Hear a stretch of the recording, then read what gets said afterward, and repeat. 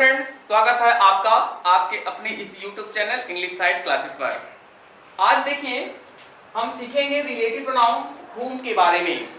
किस प्रकार से whom का सेंटेंस में, इंग्लिश सेंटेंस में करेक्ट प्रयोग किया जाता है। आज सारी बातों को हम सीखेंगे। आइए शुरू करते हैं वीडियो को।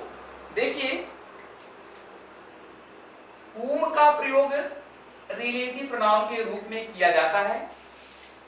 क्या क्या सेंस देता है?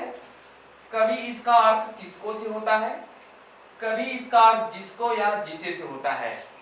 कब आप इसका अर्थ किसको से निकालेंगे और कब आप इसका अर्थ जिसको है या जिसे से निकालेंगे, तो देखिए जब whom का प्रयोग इसकी तरह कंजंक्शन के रूप में किया जाता है। जब whom का प्रयोग आप कंजंक्शन के रूप में करेंगे तो इसका जो सेंस होगा वह किसको से होगा, और जैसे ही इसका प्रयोग आप रिलेटिव प्रोनाउन के रूप में करेंगे तो इसका अर्थ जिसको या जिसे से निकलता है। तो ध्यान दें, पूरे इंग्लिश सेंटेंस में whom का जो प्रयोग है वह दो कॉन्सेप्ट आता है। जो पहला कॉन्सेप्ट है, whom के बाद तुरंत सब्जेक्ट आना चाहिए, क्योंकि whom का प्रयोग ऑब्जेक्टिव केस में किया जाता है। इसका जो सब्जेक्ट है वह who होता है। who की वीडियो मैंने अपलोड कर दी है, आप उसको देख सकते हैं। और जो whom है who का ऑब्जेक्टिव केस है। जब whom बीच में आता है तो हमेशा इसके बाद किसका प्रयोग किया जाता है? सब्जेक्ट का। कभी भी आप whom के बाद वर्ब का प्रयोग न करें। अगर whom के बाद आप वर्ब का प्रयोग करते हैं तो जो भी सेंटेंस आपका होगा वह सेंटेंस आपका रॉन्ग हो जाएगा। तो पहले पॉइंट ध्यान दीजिए, जब इस whom का प्रयोग सेंटेंस के बीच में किया जाए तभी वह कंजंक्शन बनेगा, तभी वह रिलेटिव प्रोनाउन बनेगा। दोनों कंडीशन में ये अपने बाद क्या लाएगा? सब्जेक्ट लाएगा। कभी भी इसके बाद वर्ब का प्रयोग नहीं किया जाता है। पहला कॉन्सेप्ट हो गया है। जो सेकंड कॉन्सेप्ट आपका है, जब कभी भी सेंटेंस के बीच में whom का प्रयोग किया गया है और उसके पहले कोई प्रीपोजिशन का प्रयोग कर दिया गया है। ध्यान दीजिए, जब सेंटेंस के बीच में whom का प्रयोग किया गया है और उसके पहले किसी भी प्रीपोजिशन का प्रयोग किया गया है तो इसके बाद भी हमेशा सब्जेक्ट का प्रयोग करें। और एक खास बात यह है कि कभी भी आप इस whom के स्थान पर who का प्रयोग न कर दें जब सेंटेंस में whom के पहले किसका प्रयोग किया गया हो? प्रीपोजिशन का। प्रीपोजिशन का प्रयोग करते ही आप केवल किसका प्रयोग करेंगे? whom का प्रयोग करेंगे, तभी आपका सेंटेंस करेक्ट होगा। अगर आप who का प्रयोग करते हैं तो ये सेंटेंस इनकरेक्ट हो जाएगा। तो दो कॉन्सेप्ट हमने सीखा। पहला कॉन्सेप्ट क्या सीखा? जब कभी भी whom का प्रयोग बीच में किया गया हो तो हमेशा क्या लाएगा? वह सब्जेक्ट लाएगा। क्लियर हुआ? और यदि whom के पहले प्रीपोजिशन है तो कभी भी आप who का प्रयोग न करें, हमेशा whom का प्रयोग करें। और whom हमेशा अपने बाद सब्जेक्ट लाएगा ही लाएगा जब वो सेंटेंस के बीच में होगा। तो आइए अब जानते हैं, ये तो दो कॉन्सेप्ट रहे, दो प्रयोग रहे whom के। और आइए अब जानते हैं कि किस कंडीशन में whom का प्रयोग कंजंक्शन के रूप में किया जाता है और किस कंडीशन में whom का प्रयोग रिलेटिव प्रोनाउन के रूप में किया जाता है, और कैसे यहाँ से प्रश्न पूछने का प्रयास किया जाता है या कैसे यहाँ से प्रश्न पूछे जाते हैं। सारी बातों को हम ध्यान से वॉच करते हैं।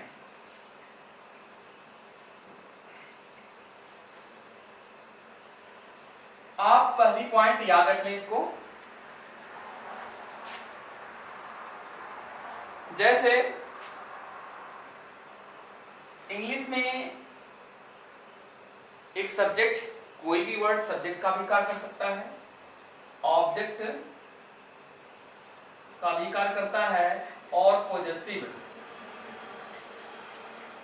केस का भी कार्य करते हैं। तो कुछ प्रोनाउंस ऐसे होते हैं, कुछ नाउन्स ऐसे होते हैं जो सब्जेक्ट, ऑब्जेक्ट और पॉजेसिव केस का कार्य करते हैं। जैसे आई को देख लीजिए, आई सब्जेक्ट का कार्य करता है, इसका ऑब्जेक्ट क्या होता है? मी होता है, और इसका पॉजेसिव केस जो होता है माई और माइन होता है।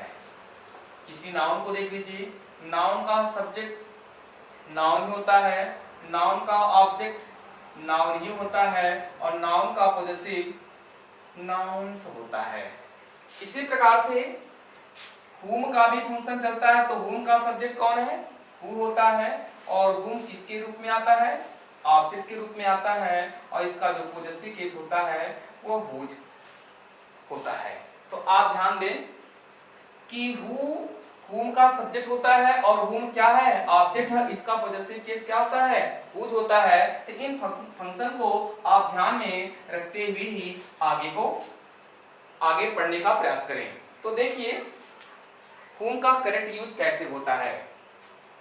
अब मैं आपको बता दूं, जो whom होता है वह भी who की तरह केवल पर्सन के लिए ही प्रयोग किया जाता है, केवल व्यक्ति के लिए ही प्रयोग किया जाता है। पहली पॉइंट आप गेस कर लें, पहली पॉइंट आप फीड कर लें माइंड में कि whom का प्रयोग भी who की तरह किसके लिए होता है, केवल पर्सन के लिए होता है। कभी भी इसका प्रयोग आप वस्तु या नाम, किसी वस्तु या नेम ऑफ एनिमल्स के लिए नहीं कर सकते हैं।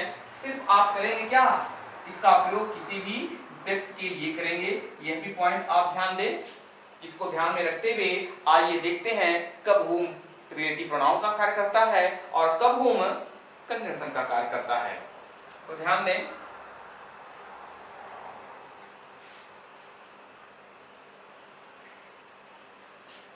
अब पहला कॉन्सेप्ट है, जब सेंटेंस के बीच में आपको whom मिल गया है, सेंटेंस के बीच में इधर भी कुछ वर्ड हो, इसके बाद भी कुछ वर्ड हो और बीच में क्या मिला हुआ है, whom, तो देखिए यह कंजंक्शन भी बन सकता है, यह कंजंक्शन का भी कार्य कर सकता है और यह रिलेटिव प्रोनाउन का भी कार्य कर सकता है। अब आपको ध्यान देना पड़ेगा कि कब यह कंजंक्शन का कार्य करता है और कब यह रिलेटिव प्रोनाउन का कार्य करता है। तो ध्यान दें, पहला कॉन्सेप्ट है, जब सेंटेंस में सबसे पहले सब्जेक्ट हो और इसके बाद आपको एक वर्ब के रूप में आस्क्ड का प्रयोग किया गया हो या इंक्वायर्ड का प्रयोग किया गया हो या इंक्वायर्ड ऑफ का प्रयोग किया गया हो और इसके बाद ऑब्जेक्ट आए या ना आए, यदि यहाँ पर whom का प्रयोग कर दिया गया है यहाँ पर और इसके बाद एक सब्जेक्ट हो, एक वर्ब हो, ऑब्जेक्ट हो, अंत में फुल स्टॉप हो, तो ध्यान दीजिएगा यहाँ पर जब whom के साथ यह वर्ब आई हो तभी whom किसका कार्य करता है, एक कंजंक्शन का कार्य करता है और इसी कंडीशन में इसका जो हिंदी सेंस होता है वो किसको निकलता है। आशा करते हैं समझ में आ चुका होगा कि कब whom किसका कार्य करता है, कंजंक्शन का कार्य करता है। आइए देखते हैं किस कंडीशन में यह रिलेटिव प्रोनाउन है।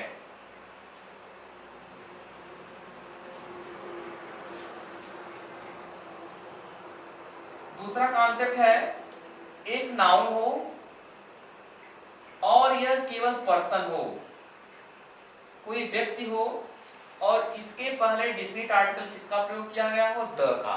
ध्यान दें, नाउन हो वो किससे रिलेटेड हो, किसी व्यक्ति से रिलेटेड हो और इसके पहले क्या लगा हो, द लगा हो, चाहे यह सिंगुलर की कंडीशन में हो या यह नाउन किसकी कंडीशन में हो, प्लूरल की कंडीशन में हो, चाहे यह एक वचन में हो चाहे यह बहुवचन में हो। यदि इसके तुरंत बाद आपने whom को देखा, whom लगा हुआ सेंटेंस मिल गया, तो ध्यान दे तभी यह किसका कार्य करेगा, रिलेटिव प्रोनाउन का कार्य करेगा। आशा करते हैं आपको समझ में आ रहा होगा। क्या हमने बताया कि जब whom बीच में आता है और अपने पहले तुरंत एक नाउन लाए और उसकी तुरंत बाद क्या लाए, डिफिनिट आर्टिकल द लाए, चाहे यह नाउन सिंगुलर फॉर्म में हो या प्लूरल फॉर्म में हो, तो वह whom किसका कार्य करेगा, रिलेटिव प्रोनाउन का कार्य करेगा। और जैसे रिलेटिव प्रोनाउन का कार्य किया, इसका अर्थ क्या निकलेगा, जिसको या क्या निकलेगा, जिसे। तो हम कब इसका अर्थ किसको निकालेंगे, जब ये कंजंक्शन होगा। तो कंजंक्शन कब होगा, जब ये वर्ब आई होती हो, जब यह वर्ब आई हो। और रिलेटिव प्रोनाउन कब होगा, जिसको जिसे कब इसका सेंस निकलेगा, जब इसके तुरंत पहले एक नाउन हो जो कोई पर्सन हो, चाहे वो सिंगुलर या प्लूरल हो, तभी इसका अर्थ क्या निकलेगा, जिसको या जिसे निकलेगा। तो हर कंडीशन में आप इसके बाद सब्जेक्ट का ही प्रयोग करेंगे, अब प्लस वर्ब, ऑब्जेक्ट या अदर वर्ड लगाकर अंत में फुल स्टॉप कर देंगे। तो दो कॉन्सेप्ट बन गए, एक रिलेटिव प्रोनाउन के रूप में और एक कंजंक्शन के रूप में बन गए। तो ध्यान दें, अब दोनों कॉन्सेप्ट को ध्यान में रखते हुए हम बता रहे हैं कैसे यहां से क्वेश्चन पूछने का प्रयास किया जाता है, कैसे क्वेश्चन पूछेगा आपको। तो पहली पॉइंट ध्यान दें, यदि whom बीच में आया हुआ है और अपने पहले तुरंत नाउन लाया हुआ है, द लाया हुआ है, तो एरर के रूप में आपको इसको हटाएगा और तुरंत यहां पर किसका प्रयोग कर देगा, हु का प्रयोग कर देगा। और हु के बाद आप जानते हैं कि सब्जेक्ट यदि आया हुआ है तो हु के बाद सब्जेक्ट आता कभी भी नहीं है, क्योंकि हु किसकी खुद किसका कार्य करता है, एक सब्जेक्ट का कार्य करता है। तो जब हु बीच में आया हुआ है उसके तुरंत बाद अगर सब्जेक्ट है तो ऐसा सेंटेंस यदि आप देखते हैं तो क्या कर देंगे, इसको इनकरेक्ट कर देंगे। तो करेक्ट क्या होगा, हु को आप रिप्लेस करके, हु को आप हटाकर क्या प्रयोग कर देंगे, आप तुरंत उसके पहले किसका प्रयोग कर देंगे, हुम का प्रयोग कर देंगे। आइए देखते हैं, एग्जाम्पल के थ्रू इसको समझने का प्रयास करते हैं।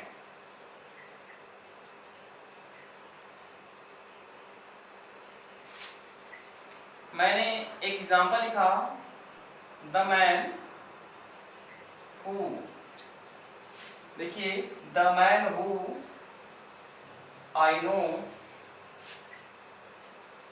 Is my friend. देखिए हु बीच में आया है, जब हु बीच में आया हुआ है और इसके तुरंत बाद क्या आया है, सब्जेक्ट प्लस वर्ब आई हुई है। तो ध्यान दें, कभी भी हु के बाद तुरंत सब्जेक्ट का प्रयोग नहीं किया जाता है। जब सेंटेंस के बीच में हु का प्रयोग किया गया है तो इसके तुरंत बाद कभी भी सब्जेक्ट का प्रयोग नहीं किया जाता है। तो किया क्या जाता है, इसको हटाकर तुरंत आप किसका कॉन्सेप्ट लाएंगे, हुम का, क्योंकि हुम का कॉन्सेप्ट ही अपनी बात क्या लाता है, सब्जेक्ट लाता है।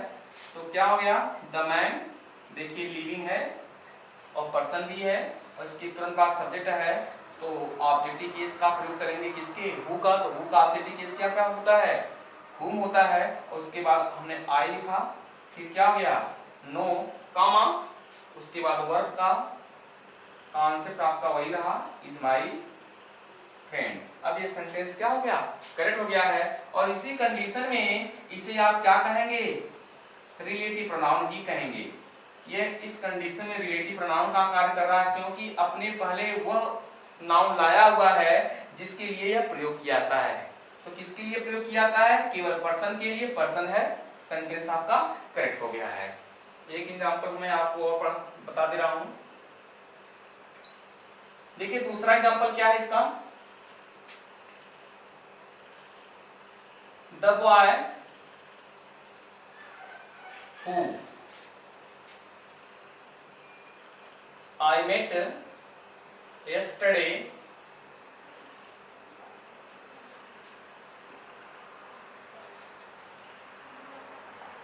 is a lawyer, is a lawyer।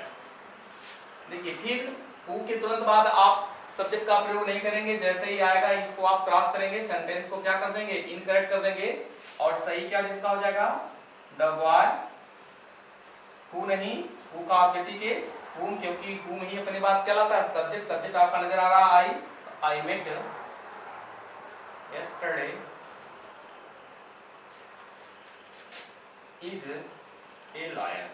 यदि आप ऐसा सेंटेंस लिखते हैं, ऐसा सेंटेंस लिखने का प्रयास करते हैं, तभी ये सेंटेंस आपका क्या होगा, करेक्ट हो गया है। तो हम जान गए हैं कि किस कंडीशन में, इस कंडीशन में भी ये किसका कार्य कर रहा है, रिलेटिव प्रोनाउन का कार्य कर रहा है। किसका कार्य कर रहा है, इस कंडीशन में भी ये रिलेटिव प्रोनाउन का कार्य कर रहा है, क्योंकि अपने पहले वह नाउन लाया हुआ है जिसके लिए यह प्रयोग किया जाता है। तो दो एग्जांपल हमने समझाए और दोनों में हमने बताया कि किस कंडीशन में ये रिलेटिव प्रोनाउन का कार्य करता है। आइए देखते हैं इसका सेकेंड यूज। कब यह कंजंक्शन की तरह कार्य करता है, जब कुछ वर्ब जैसे आस्क्ड हो गया, इंक्वायर्ड हो गया, इंक्वायर्ड ऑफ हो गया, यदि whom के पहले आई हुई है वर्ब, ऑब्जेक्ट आए या ना आए, तब ये किसका काम करेगा, कंजंक्शन का कार्य करेगा, और उस समय ही उसका अर्थ जिसको निकलेगा। तो ध्यान दें, एग्जांपल के थ्रू हम समझाते हैं। हमने कहा he asked me whom I या whom he gave a pen। देखिए जब whom का प्रयोग सेंटेंस के बीच में हो और इसके तुरंत पहले कुछ वर्ब ऐसी हो जो इंट्रोगेटिव सेंटेंस में यूज की जाती हो, जैसे आस्क्ड हो गया, इंक्वायर्ड हो गया, इंक्वायर्ड ऑफ हो गया, ऐसी कंडीशन होम के साथ आती है तो इस कंडीशन में होम किसका कार्य करेगा? एक कंजंक्शन का कार्य करेगा। इसमें यह कंजंक्शन है और तभी आप इसका अर्थ किससे निकालेंगे? किसको निकालेंगे। देखिए यह भी पॉइंट आपने समझ लिया है कि किस समय यह किसका कार्य करेगा? कंजंक्शन का कब कार्य करेगा? जब अपने पहले कुछ वर्ब जैसे इन, आस्क, इंक्वायर या इंक्वायर्ड ऑफ का प्रयोग किया जाएगा तभी यह किसका कार्य करेगा? कंजंक्शन का कार्य करेगा। तो एक कॉन्सेप्ट हमने समझा दिया आपको कि whom के तुरंत बाद किसका प्रयोग करेंगे? सब्जेक्ट का प्रयोग करेंगे। कभी भी whom के तुरंत बाद आप वर्ब का प्रयोग नहीं करेंगे।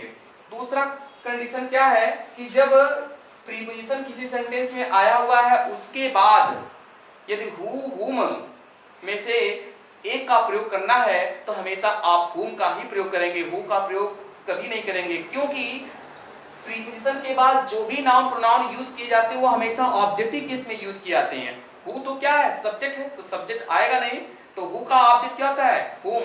यही कारण है कि प्रीपोजिशन के बाद हमेशा किसका प्रयोग करते हैं? whom का, कभी भी आप who का प्रयोग नहीं करेंगे। तो यह पॉइंट आपके लिए बेहद ही इंपॉर्टेंट है क्योंकि कई बार यहाँ से क्वेश्चंस पूछे गए हैं। तो आइए देखते हैं सेकेंड कॉन्सेप्ट whom का प्रीपोजिशन के रूप में। तो ध्यान दें, जब कभी भी सेंटेंस के बीच में whom का प्रयोग कर दिया गया है तो हमेशा यह हर कंडीशन में सब्जेक्ट, वर्ब, ऑब्जेक्ट या अदर वर्ड का प्रयोग ही लाएगा। दूसरी क्लास इसकी ऐसे ही बनेगी, हमेशा बनेगी ऐसे। लेकिन पहली क्लास चेंज होती रहती है। तो पहली क्लास क्या है? सब्जेक्ट है प्लस वर्ब है। तो वर्ब के बाद यदि कोई प्रीपोजिशन मिला हुआ है, तो इसके तुरंत बाद आप किसका प्रयोग करेंगे? whom का प्रयोग करेंगे। कभी भी आप who का प्रयोग करने का प्रयास न करें। क्यों?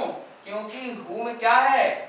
ओसी ऑब्जेक्टिव केस में प्रयोग किया जाता है और who किसके केस में? एससी अर्थात सब्जेक्टिव केस में प्रयोग किया जाता है। तो प्रीपोजिशन के बाद, किसी भी प्रीपोजिशन के बाद आप किस केस का प्रयोग करते हैं? हमेशा ओसी का प्रयोग करते हैं, कभी भी आप एससी का प्रयोग नहीं करते हैं। जैसे मैंने किया टू मी, देखिए ये सही है। क्या टू आई लिखते आप हैं? नहीं है। क्यों? क्योंकि ये प्रीपोजिशन है। तो प्रीपोजिशन के बाद हमेशा कौन सा केस आता है? ओसी आता है, कभी भी आप एससी का प्रयोग नहीं करेंगे, तभी ये सेंटेंस सेकंड जो पॉइंट है ये रॉन्ग है।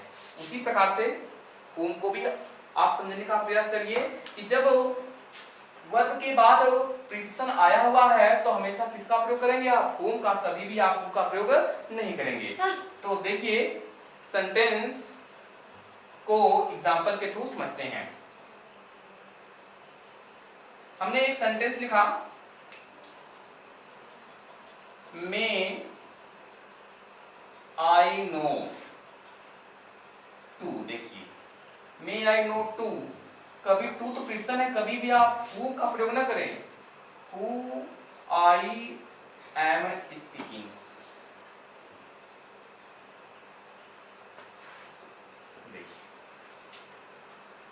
ठीक है, तो ये क्या है? एक प्रीपोजिशन है। प्रीपोजिशन के बाद हमेशा किसका प्रयोग करते हैं?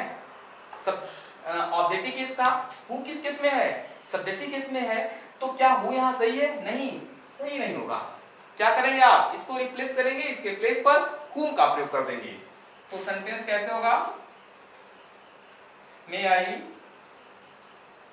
No to whom I am speaking. अब सेंटेंस आपका सही हो गया है। तो ये कुछ कॉन्सेप्ट है किसके? whom के। आशा करते हैं सारी पॉइंट आपको समझ में आ चुकी होगी। यदि सारी पॉइंट आपको समझ में आती है, whom का पूरा प्रयोग आपको समझ में आता है, तो मेरे चैनल को जरूर सब्सक्राइब करें, मेरी वीडियो को लाइक करें और जितना हो सके इसको शेयर करें। मिलते हैं नेक्स्ट वीडियो में, तब तक के लिए धन्यवाद।